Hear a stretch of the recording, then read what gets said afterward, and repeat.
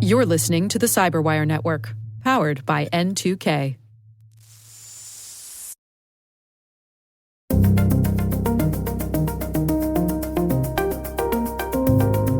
Hello, everyone, and welcome to N2K Cyberwire's Hacking Humans podcast, where each week we look behind the social engineering scams, phishing schemes, and criminal exploits that are making headlines and taking a heavy toll on organizations around the world. I'm Dave Bittner, and joining me is Joe Kerrigan. Hey, Joe. Hi, Dave. And our N2K colleague and host of the T-Minus Space Daily podcast, Maria Vermazis. Maria.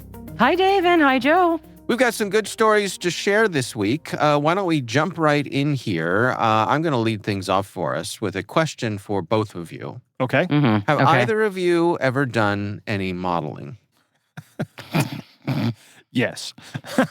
I've done modeling. I've done modeling for slouchy fat guy clothes. No, I've never done any modeling, Dave.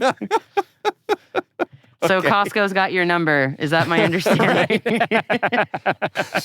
We love Kirkland in my house. I'm just saying. I was looking for my Kirkland jacket this morning. Couldn't find it. Yeah. It was a little cold out. Yeah. So I put on my Cyberwire jacket. Okay. Maria? It will shock you to hear I have never modeled in my life. I know. It's very hard to believe. But That does shock me. What? Thanks. Well, I have done some modeling. Oh, have you? Okay. I'm sure you have. Yeah, I actually, have. yes. I feel like this was one of your two truths and a lie thing. Yeah. Yeah, No, when I was a child. Oh, that's right. You were I did modeling, and I did some TV commercials. I did, did a lot of theater and things like that. But I did some modeling for clothing, some catalogs and local clothing stores and things like that. Were you ever in the Aw. J.C. Penney's catalog? No. Or the I Sears don't catalog?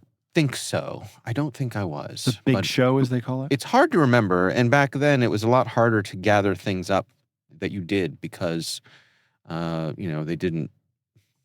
They were ethereal. Right. You do a modeling job and it would be posted in some Roy Rogers restaurant in Connecticut, and you'd never get a job, a copy of it or anything like that. Right. It just didn't work that way. So I do I've have been a to few that Ray things. Rogers. Yeah. Roy Rogers with Dave Bittner on the wall. Yeah. I need to find it. Yeah. I have one. And anyway, I don't want to. I could go down a story rat hole. I'm not going to do that. I did that last week with come the on. strip poker story. So Oh, come Pretty on. good story, though. It was a good one. we've had enough of that. But my scam this week comes from the BBC, from the Beebs. And this is about modeling scams, which is not a new thing. No, there have been not lots in of the modeling scams. But the modeling scam folks have shifted gears a little bit, and now they're targeting seniors. Okay, yeah. Well, So, Joe, your day may come yet. Yeah. When I get model scammed, I'm probably not going to actually get legitimately asked to model. So this story follows a couple of senior citizens. We've got a 79-year-old young lady named Judy Corker, which is a very British name if there ever were one. Yes. and 73-year-old Roland Parker, who fell for a modeling scheme that was aimed at older adults. And what happened was there were social media platforms. I'll let you have three guesses which platform you think it was on. Hold on. Wait, so 73 and 79, or how old? 79 and 73, respectively. They've got to be on TikTok. So, yeah, I was going to say, Maria, do you want to say Facebook or do you want me to say Facebook? Yeah. Zuck's ears are burning. Right. Yeah. So there were ads that were claiming that there was a shortage of mature models Mm-hmm. and inviting people to apply. And so they thought to themselves, well, why not? And so they applied to be models, and of course they were greeted enthusiastically. Oh my gosh, yes, you are the search is over. Right. You are exactly what we're looking You're for. gorgeous. Right. Exactly. Yeah. And so what they were invited to do was to go have some professional-looking photo shoots, but they had to pay up front for their portfolio images. And they were charged ahead of time between £200 and £300 for these portfolio images. Now, I don't know what that is in real money, but it's a lot. Right. So the problem is they would show up at the photography studio, and the photography studio had no idea what they were doing there. So there was a legit photography studio. The scammers would say, we need you to pay in advance to have these photos taken. Here's the studio where you're going to go. You're going to show up at this time. So imagine you're the victim and you're saying, all right, well, yeah, I can Google the studio. Look, there it is. Well, that's a real studio. Right. So this must be legit. And they show up at the studio, and the person running the studio is like, I have no idea why you're here. No, we're not booked. And no money was given to me. So you've been scammed. Mm-hmm. So the gentleman, Roland Parker, he lost about £1,000 through using PayPal's friends and family payments. Which is, you can't get that back. That's what this story points out. Right. Yeah. Yep. So Judy got her money back because she used PayPal's goods and services option. So do either of you have any insight here on what I'm not familiar with this. So, so there's two different It's a ways toggle. you can send money. Yeah, it's a toggle on PayPal. You send money via friends and family. Yeah. That is not business-oriented. Allegedly, it's not supposed to be business-oriented. It's supposed to be like, hey, I need $50. Can you send it to me on PayPal? Sure, here you go. Right. And then the other one is I'm going to pay for a service online, and in that one, the merchant will pay fees to collect that money. Yes. Oh, I Yep. So if you send them $500, they'll get like $470. Yeah. Yeah, and then so a lot of small businesses will tell you, please don't use that option. Please use friends and family instead, so none of us pay fees. Right. But and so- that's probably against the PayPal terms of use. Oh, 100% it is. But that's thank you, legal. Yes, it is. Right. 100% it is. Right. But here's the drawback. When you send using the I'm paying a merchant thing, you get purchaser protections like a credit card, very similar to a credit card. Right. When you send to friends and family, you don't get that protection. That money is gone. So, Yeah. and that's why there are no fees. Because I see. you're not, rather I should say that's why there are fees on the other one. Yeah. Because you're paying, I just realized I may have gotten scammed on something. Oh no! I'm sitting here thinking about real time scam. Did you I got to really? talk to my wife. Yeah, I did. Because my wife bought something online and we paid with PayPal Yeah. and it hasn't arrived yet. Oh. And I'm Oh, thinking, dang. wait a minute. I just remembered the last time we used PayPal was to pay for that thing and I haven't seen it yet. Is it coming from overseas, though? I Was the don't know where shipping- it's coming from. Yeah. So we're going to try to get that money back. Anyway, Oh, that's goodness. that was why I started like sounding like I was having a stroke. It's because something just came into my head and I'm the like, light wait bulb a went minute. off. Yeah. Wow. So if you pay like you're paying a merchant, when a merchant says, hey, just send it friends and family, you tell them no.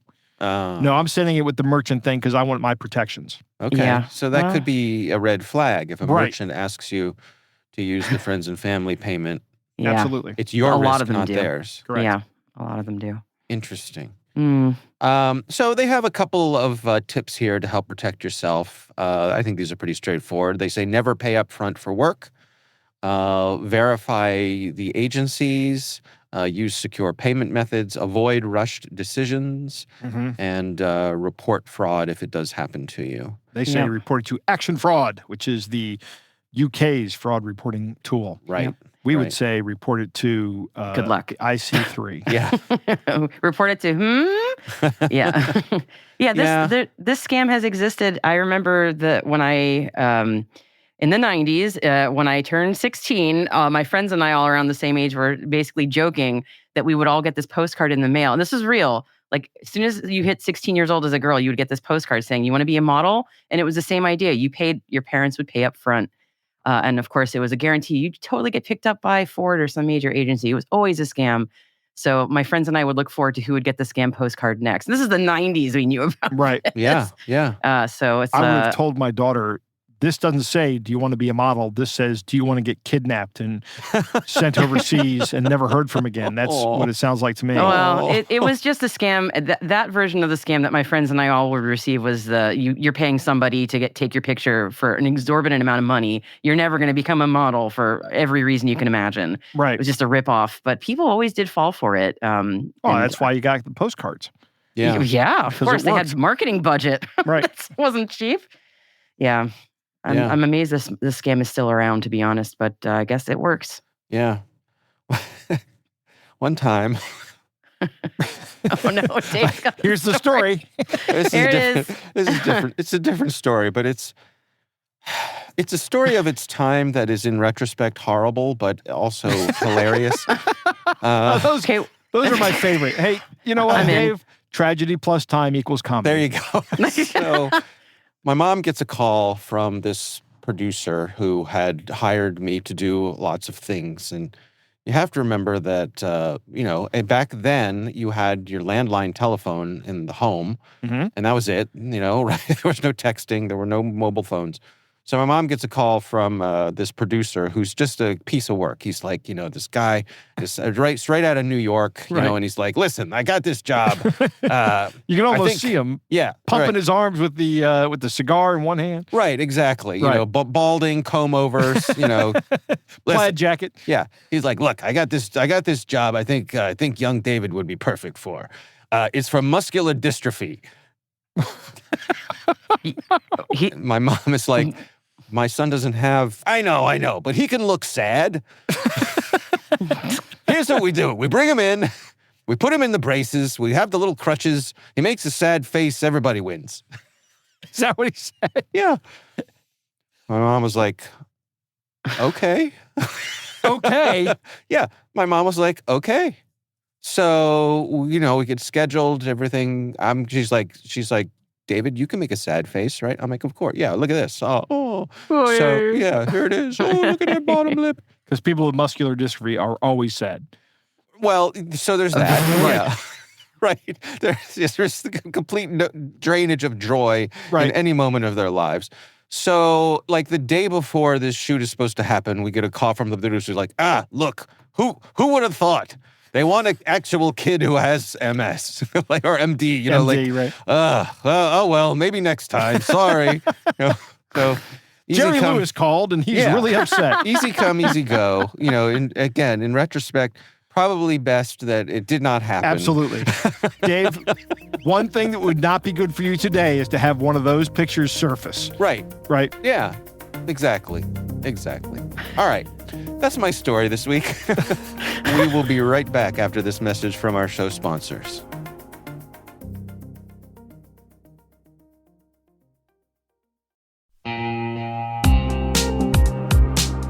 And now, a word from our sponsor, ThreatLocker, the powerful zero-trust enterprise solution that stops ransomware in its tracks.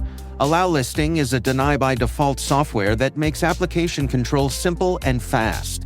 Ring fencing is an application containment strategy, ensuring apps can only access the files, registry keys, network resources, and other applications they truly need to function. Shut out cybercriminals with world-class endpoint protection from ThreatLocker.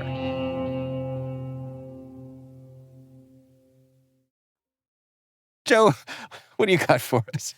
Dave, my story comes from ABC News and Jay O'Brien and Lucien Brugman. Anyway, they have a story that the headline is Bitcoin ATMs increasingly used by scammers to target victims, critics say. And the subheadline is like one of the quotes from the FBI in this story. Yeah. And that is that in 2024, nearly $250 million were scammed out of people using Bitcoin ATMs. Huh. So I'm going to go ahead, and as we always say, that number is probably low because there are crimes that don't get reported. Let me pause you just for 1 Sure. second here, Joe, and ask you and Maria. Yep. Have either of you ever used a Bitcoin ATM? Maria? no, I have not. Yes, I have. Of course you have. And I'm going to get into it at the end of the story, or towards the end of the That story. feels like All right. important context It for is. this. There- Okay, yes. There's one right up the street from where we're recording today. There's a gas station convenience store, and as you walk in, there's a Bitcoin ATM. Is it a Royal Farms? Yes. Yeah, because Royal Farms has Bitcoin ATMs everywhere. Okay. Or every time I walk in there and I'm like, I got $10. I could buy some Bitcoin. But I'll tell you why I don't do that anymore. All right. So the crypto in particular has been, and these ATMs in particular, rather, have been the number one way that scammers are trying to get access to people's money. This is according to Amy Nofzinger. That's a tough name to say. Nofzinger. She is, Dave, she's a friend of yours and mine. She's the director of fraud and victim support at the AARP. Ah. And apparently Maria, who got her first AARP letter at 29. When I was 29. Right. Yeah. Really not great. But anyway, last month, the Washington, D.C. Attorney General's office sued Athena Bitcoin, which is one of the Bitcoin ATM machine purveyors, one of the larger ones, saying that they are pocketing hundreds of thousands of dollars in undisclosed fees and on the backs of scam victims. So this lawsuit claims that 93% of transactions on Athena's devices in the district were the product of outright fraud. And the median age of victims was 71 years old. So we've all seen these scams. And there's a story in this story about a woman who is being scammed out of money as, and it's got a good ending, so I'm going to get to that in a minute. But, she was pumping money into a Bitcoin ATM.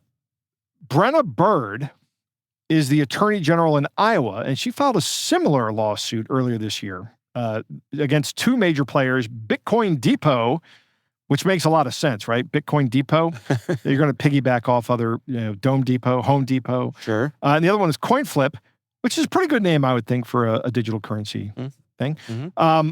And she accused them of being a silent partner to many of these scammers, preying on Iowans, taking a cut of each scam with its excessive and deceptive Bitcoin ATM fees. Now, Bitcoin Depot and CoinFlip have both denied the claims in court and in statements to ABC News. Bitcoin Depot says the vast majority of our transactions are legitimate. We are that they are one of the few operators in the Bitcoin ATM space to proactively require ID even for the smallest transactions, and that customers receive up to 4 scam warnings before completing purchase. Okay, I get that. And that's good. I don't know if these laws are going to do anything about, these lawsuits are going to do anything about this. I think the fees are really high. In fact, I'll say they're so high that I'm a little bit suspect, because originally I was like thinking to myself, these, when I was doing this story, I was like, these businesses or these Bitcoin ATMs offer a legitimate need. I've even used this service in the past. But then I think back to the one time I used a Bitcoin ATM. I put $5 in, and I was like, they were like, "Ooh, which cryptocurrency would you like?" And I'm like, I know if I buy $5 of Bitcoin, I'm going to be waiting days for that to show up in my wallet, because that's not a transaction that does a lot. It gets a lot of attention on the blockchain in the pool. I'm going down to the weeds here. So I went with a different coin. I went with Litecoin, and I put it directly into my non-custodial wallet that was on my phone, and I put in $5 into the ATM, and I got $3.50 in Litecoin out. That went into my wallet, $3.50. I looked it up. I still have that Litecoin. It's now worth about $6. Ooh. But in order for me to recoup my $1.50 in fees, or more importantly, 30% in fees, it took me probably 4 or 5 years to get that. To get that back out in Litecoin price changes. And by the way, I'm not advocating anybody invest any money in any cryptocurrency, and I'm certainly not telling you to invest in it at a Bitcoin ATM. Right. Because my question about this is, I keep most of my cryptocurrency on an exchange. When I buy cryptocurrency or sell cryptocurrency on that exchange, my fee is less than 1%. It's very small. And that exchange has to make some money. These Bitcoin ATM operators also have to make some money too, but they don't need to make 30%.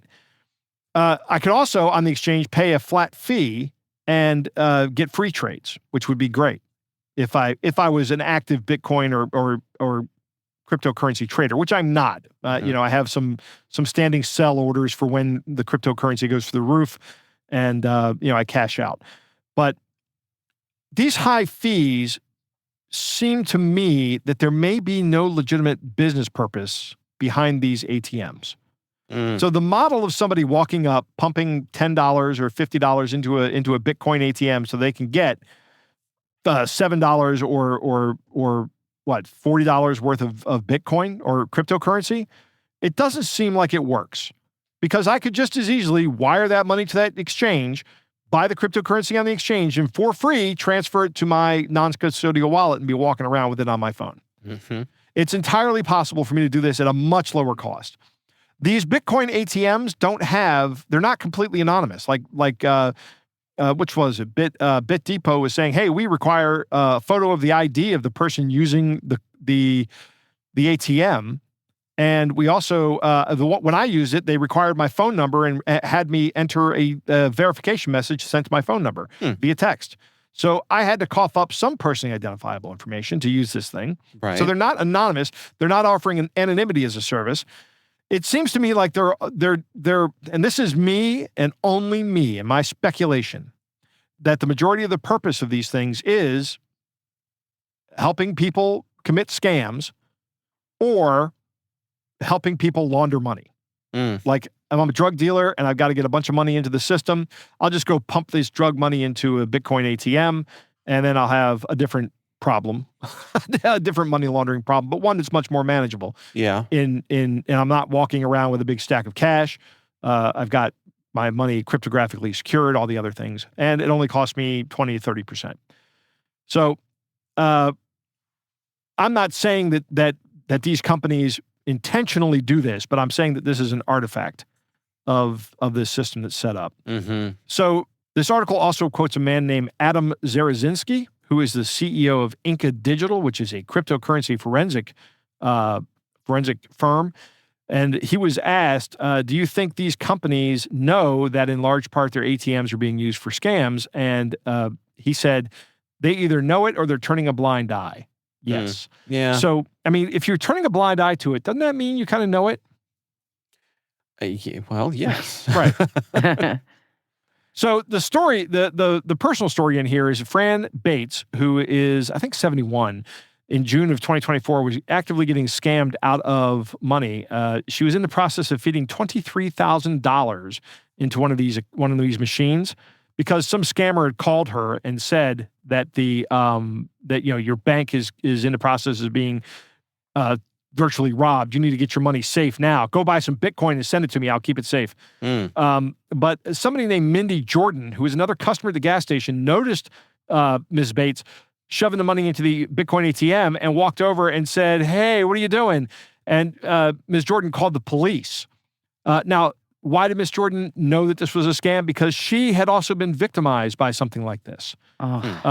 So she immediately recognized this was a scam. Fortunately, I'm very happy Mindy Jordan was there to stop this from happening. When the cop got there, he stopped everything from happening, and the woman was able to get her money back because she actually hadn't sent the cryptocurrency to the bad guy yet. Mm-hmm. She had bought the cryptocurrency on the ATM, but she was able to get most of that money back. Wow. Good So for her. Yeah. what do we suppose the solution here is? I mean, well, first of all, is this a result of the lack of regulation in the Bitcoin arena? One of the things about cryptocurrencies is that they are naturally resistant to regulation. Yeah. That's kind of why they were started, right? So Right. there is no central banking authority behind like Bitcoin or Ethereum or Ether or whatever. So they're designed to be protected against regulation. So Yeah. But the device is sitting in a retail store. correct. So it's plausible for me to think that the FTC, for example, could say, hey, no more Bitcoin ATMs. Bitcoin ATMs are only going to be in banks. Some jurisdictions, the story does mention that some jurisdictions have just straight up outlawed cryptocurrency ATMs. Okay. Yeah. So you could do that. The other thing we can do as citizens, vigilant, hacking human citizens, is if we see somebody who you think shouldn't be using a Bitcoin ATM, Mm-hmm. you know what I mean. Yeah. Mm-hmm. Someone who looks like me, putting $5 in. Somebody said, hey, what are you doing? I'm just buying a little bit of cryptocurrency for myself. Some spending crypto. I don't know. But isn't that the thing? I mean, anyone who is seriously invested in crypto. Yeah, they don't use these ATMs. Right. Absolutely Yeah. not. So I didn't want to say it, but my attitude is nobody should be using these things. So since we're going there, I mean, that's I'm kind just of what my point is, that there's no reason to pay a $30 or 30% fee on these things. Yeah, Mhm. every Bitcoin ATM I have seen, and where I live anyway, is in the seediest, nastiest place. So, like, nothing about it engenders confidence that this is a good idea. I'm not saying crypto in general. I'm saying the Bitcoin ATM, just to be clear. Um, and it just seems like they're made to prey on people. I'm sure there are people who use them for good reasons, but it's like a red alert: do not touch as far as I'm concerned. Like, it's a hot stove. Don't go Right. near it. Yeah. Yeah. No, I've never used one. So another question I have, Joe, which I don't know if you'll have the answer to this or not, but is it actually a percentage, or is it kind of like a regular ATM where It's you a flat can go? fee. Yeah, it's a flat fee. So, if you withdraw $20 and it charges you $3, it's a higher percentage than if you withdrew $200 and it was still $3. Right. Yeah, that's a good question. I don't know the answer to that. Yeah. I think it's a fee plus a percent. Yeah. But, That would make sense. Yeah. I mean, they're going to take everything they can Right. because they're unregulated. And the transactions are probably small overall. Yeah. Well, except for these Well. really big ones. Well, Like Thanks. when So Wow. wow, this is just the kind of insights we count on you to right. Well, to and have, Joe. what I mean when I say that is the scam victims. This Right. woman was pumping $20,000 into an ATM. Yeah. That's a big transaction. Yeah. There's other legislation in here that's been proposed to cap the amount of money. That would at least limit the damages. The problem with that is, if you're capping it, it's going to be a daily cap. All that means is that these scammers just keep calling back, and it won't stop them, because $300 is still $300. Yeah. They'll take that, right? Whatever the cap is. But yeah, you could mitigate the amount of money that people lose, or at least the rate at which they lose it, and maybe provide the opportunity for someone else to jump into the scam system there and break it up and execute on the kill chain somehow. Yeah. Well, I continue to wonder, how long is it going to take, or will it ever happen, that the global financial system says enough? With just the amount of scamming that is enabled by cryptocurrency, it is the weapon of choice. Yeah, all they'll be able to do is take the average person's ability to use it away. Because you can't stop somebody from using cryptocurrency. Like, if I hear that's coming, I'm putting all my stuff in a non-custodial wallet, and I'm having it at my house or someplace else. Maybe I won't keep it at my house. Maybe I'll keep the keys somewhere so nobody comes and gets my crypto. I don't know. Maybe I'm getting a little too paranoid about this. Yeah, but wouldn't it be the same as like when one day Confederate money stopped being worth anything? If the global financial system says we're doing away with this and it no longer has any value. It no longer has any value to them. You're right. It would collapse the value of a lot of these cryptocurrencies. Yeah. Correct. Yeah. Yep. Yeah. But it wouldn't make them worthless. People would still be tracked. Because you remember when Bitcoin started, when it was like 25 cents a Bitcoin? I've still got Yes. some valuable Beanie Babies, Joe. Yeah.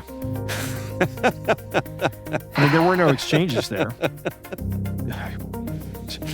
All right, They let's were take a valuable. quick break here. We will be right back after this message from our show sponsors.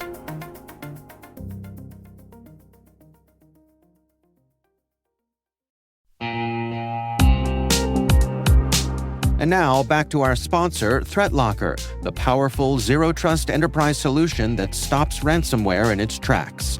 ThreatLocker Protect is the core ThreatLocker product focused on endpoint security, designed to prevent unauthorized software from running, control how applications interact, and manage access to storage devices. Its building blocks are allow listing, ring fencing, and network control.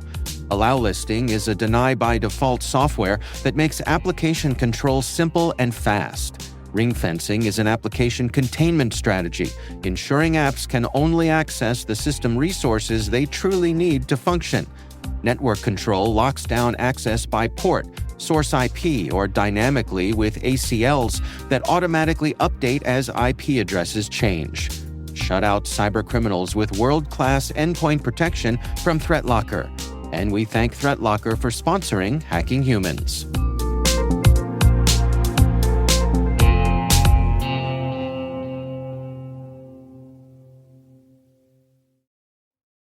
And we are back. Maria, you are up. What do you got for us this week? I have a story that kind of icky, but it's one that our listeners should know about. It's comes from our friends at Bitdefender Labs, and they're tracking a new scam going through WhatsApp. And for I'm going to interrupt and say this. From time to time, we have to talk about these icky scams. It's better to talk about them and put them out there and let people know about them than to ignore them. Of course, yes, right. And that is definitely one of the goals of the show is to let people know about it. You're taking one for the team this week, Maria. Thanks. You're welcome. I was admittedly kind of fascinated by this one because of where it's localized.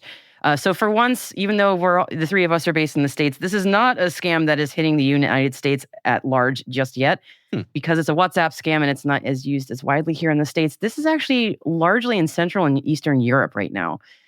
So this specific scam, Bitdefender is calling the Vote for My Child scam, and apparently it's spreading fast across all of Europe, but especially Central and Eastern Europe. So this WhatsApp scam, it tricks users into handing over their verification codes, and then by doing that, they will lose control of their WhatsApp account. And the scam that gets them is a voting contest for a child who is either a dancer or a gymnast and has entered a contest. So Bitdefender, in tracking the scam, said there were 177 fraudulent domains, over 550 unique URLs that are linked to this campaign, and they are mostly, like almost half of them, are targeting users in Poland, and the rest are in Romania and Germany largely, and there are some smaller clusters targeting users in Spain, the United Kingdom, a few in the US, so it is making its way here, and also Kazakhstan. So the Bitdefender has some screenshots of this scam. And it gave me the ick when I looked at it, because the pictures of these largely little girls are just like, it just gives me, they creep me out. I don't know if they're real photos or not, but they're in like gymnastics or dance poses. It's just icky. And the message comes across on WhatsApp from a friend supposedly saying, they're helping a friend of a friend's child try to win a scholarship or a competition. So just vote for them and they've got a better chance. And these scams are all over social media. And actually, they're not always scams. Sometimes there are actual voting campaigns. Hey, my coworker's daughter is trying to get a scholarship to a dance camp that's really pricey. If she wins this contest, you'll be able to pay for it. It's great. Like, I see these all the time and I presume they're legit. I don't vote in them, but I do presume they're legit. But yeah, the idea is that if you're trying to help somebody out, do them a solid by voting for their adorable kid and look at them in that very cute costume. Then you hand over your WhatsApp account, which is not great because a lot of businesses, especially in Eastern Europe, rely on WhatsApp to do their jobs. So the scam works this way. You get that message saying, please vote for a friend of a friend's kid, and here's the contest page. The page goes to a very realistic phishing voting site with lots of vote buttons. And it is localized. So none of this is, from what I can see in the Bitdefender post, none of this is in English. So it's for many people, that's like the red alert if it's an English page. If it's a Polish campaign, it is written in Polish. So it is fully localized. So that may get some people feeling like it might be a little more trustworthy. And again, the photos on these just give me the ick. And then to cast a vote for the child, who may or may not even be real, I doubt they're real, you are asked to enter your phone number and your WhatsApp verification code. So I presume this is your WhatsApp phone number specifically. And once entered, the attackers then use that code because you're giving over the keys to your WhatsApp kingdom. And then they can hijack your WhatsApp account. And then the scam proliferates because they hijack your WhatsApp account and they start sending those messages out to your contacts. So they will often resend that fake contest link to your contacts, and then they will escalate it into money fraud, asking money under maybe urgent pretenses. And the amount of money asked for is usually what we would consider maybe on the smaller side, maybe up to 400 euros. But if you can broadcast this out, that's a lot of money that they can make pretty quickly. And a lot of people are falling victim to this one, mainly because it is being spammed up by your contacts from a hijacked WhatsApp account. So until somebody tells you, hey, don't trust that message because my WhatsApp got hijacked, you might think this is legit. Right. And especially if you're maybe an older person, apparently that's sort of the idea, like seniors who are trying to look out for their grandkids or their friends' grandkids, they might think, well, what's the harm in helping out, my neighbor's grandkid or something by voting for them? And, they look so adorable and, they deserve to go to that dance contest and all that kind of stuff. So the familiar names engender trust, and maybe folks are not as familiar with these scam tactics. And again, in my opinion, if they're seeing stuff that's written in their localized language, they may be more likely to trust that this is real and not fake. So it is a good time to remind people that you definitely never want to share your WhatsApp verification codes ever, ever, ever, not even with friends or family. And if you can figure out how to enable two-step verification in WhatsApp, or if you can get someone to help you with that, you definitely want to. Yeah. So this scam is nasty. It's gross. I don't like it.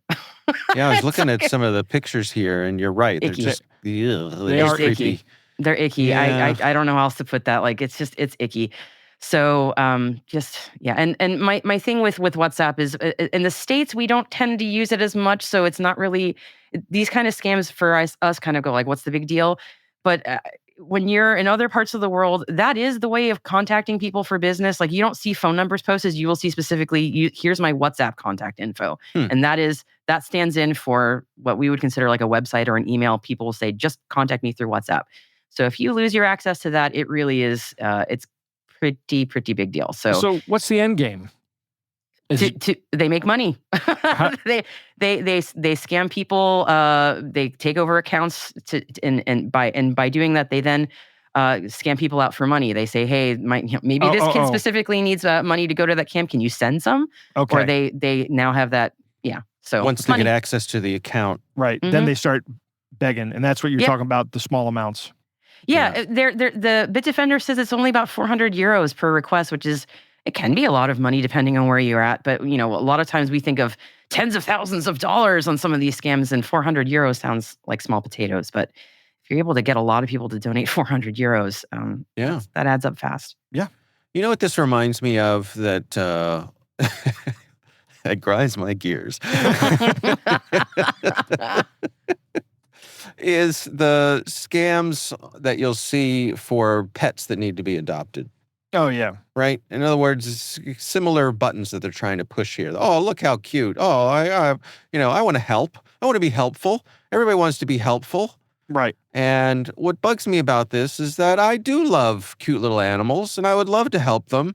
And now when I see a cute little animal thing on Facebook, the first thing I think of is it's probably a scam. Right. Yeah. And that makes me sad because... I like cute animals, and I would love to be able to help them, and I don't want to associate cute animals who need help with scams, but here we are. Well, we gave the internet to too many people, Dave. Give it back to DARPA. We're done here. That's right. That's right. You need an EDU email address from now on to use the internet. So be it. All right. Well, we will have a link to that story in the show notes. Joe, Maria, it is time for our catch of the day.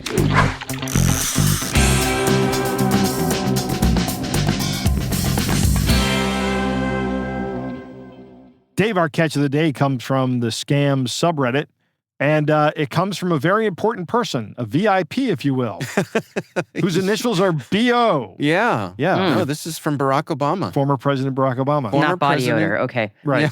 Yeah. Former President Barack Obama. Gosh, I really don't do a Barack Obama. I'll try to get his rhythms right. I do a really good Bill Clinton, but I do not do a good Barack Obama. Okay, so it goes like this. Hi, I found your details on Google, and I've looked at your website and realized your website is in a great design, but your website's ranking could be much better, where your keywords come up in the search on Google and other search engines, as they should. I can place your website on the first page of Google, Yahoo, Bing, and all the search engines. We can help get it to the first page. May I share a price list or quote with a proposal? Thanks and regards, Barack. That's pretty good. That was really pretty good cadence. Dave. No, I mean, not bad. Yeah, pretty good on the cadence, the voice. But you have to, in order to do that, you have to be a really good impressionist. But Yes, Barack Obama is one of the harder ones to impersonate, I think. I think that's true. Yeah. Yeah. So what do we got going on? First of all, Barack Obama's doing website or search He's doing engine SEO. optimization. He's got much more important things to do here than this. Good on you, Barack. It's a little side hustle for the former president. He's a helper. Right. Yeah. How many of these emails do we get a day, Dave, at N2K? I think I get like 10 for T-minus these. Hey, we can help you with your SEO things. Oh, yeah. Yeah, That's we get true. a gajillion of these. Yeah. That's true. Yeah. And they usually start off with, "Hey, I hate to bother you. You got a minute?" Like they're trying to like. It's like that agent from New York, right? So Yeah. hold the guy, "Hey, I hate to bother you. You got a minute? Let me talk to you." Right. It's like forced, I don't know, affability or something. Yeah, it's like Unearned familiarity. It's like That they're one I walking really up to you in a crowd and they're starting to talk, but they're sending you an email. Right. They're wasting your time. Right. It's like somebody walking up to you and going, "Hey, blue shirt. Hey, I like blue shirts. We're practically big gulp, huh? friends." Yeah. Right. Your Yeah, I see website it. stinks. Your podcast stinks. Nobody knows you. Nobody likes you. But I can help you with that. Yes. Yeah, you won me over. Absolutely. As the former leader of the free world, I can help get your webpage to first. Oh my gosh. All right. Well, look, we would love to hear from you. If there's something you'd like us to consider for our catch of the day, you can email us. It's hackinghumans@n2k.com.